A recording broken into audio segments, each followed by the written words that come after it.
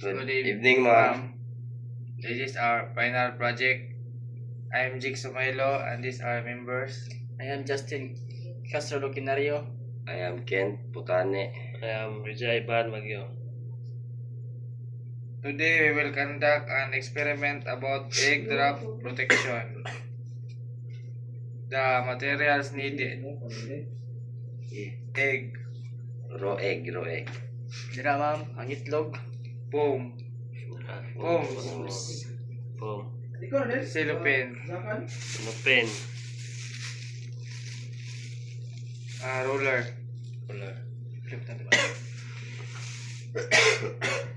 Step 1. Wrap the foam securely around the egg to create a thick protective cushion. tapangit, uy.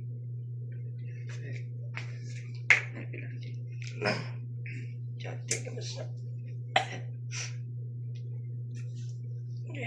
Step 2. Once the foam is wrapped, cover the entire structure with cellophane to hold the foam in place and provide an additional outer layer.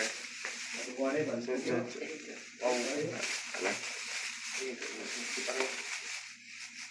Ala. Buwak na ni. Hindi ko tama. And step 3. Secure the edge of cellophane with tape if needed.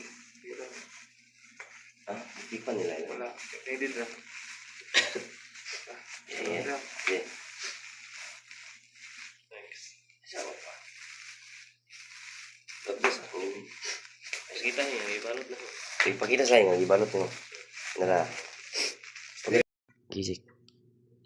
Step 4. Choose a safe location of measurement.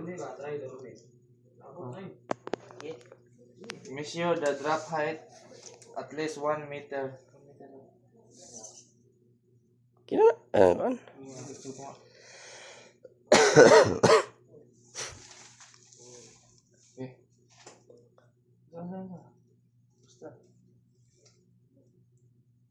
Okay.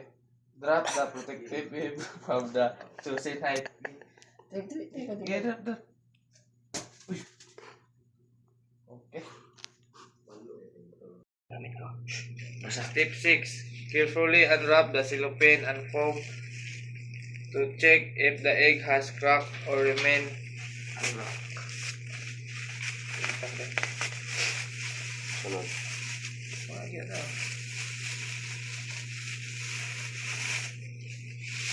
Punta ka na. Oh. Okay. Diba? Okay, good. Sige. Okay, mga goods. After the experiment about egg drop protection, the egg remained unbroken after the drop. The foam absorbed most of the impact, and the cellophane held the cushioning layers together effectively, preventing the egg from moving or hitting the ground directly. Good. Malamang. Now, Thank you. Thank you.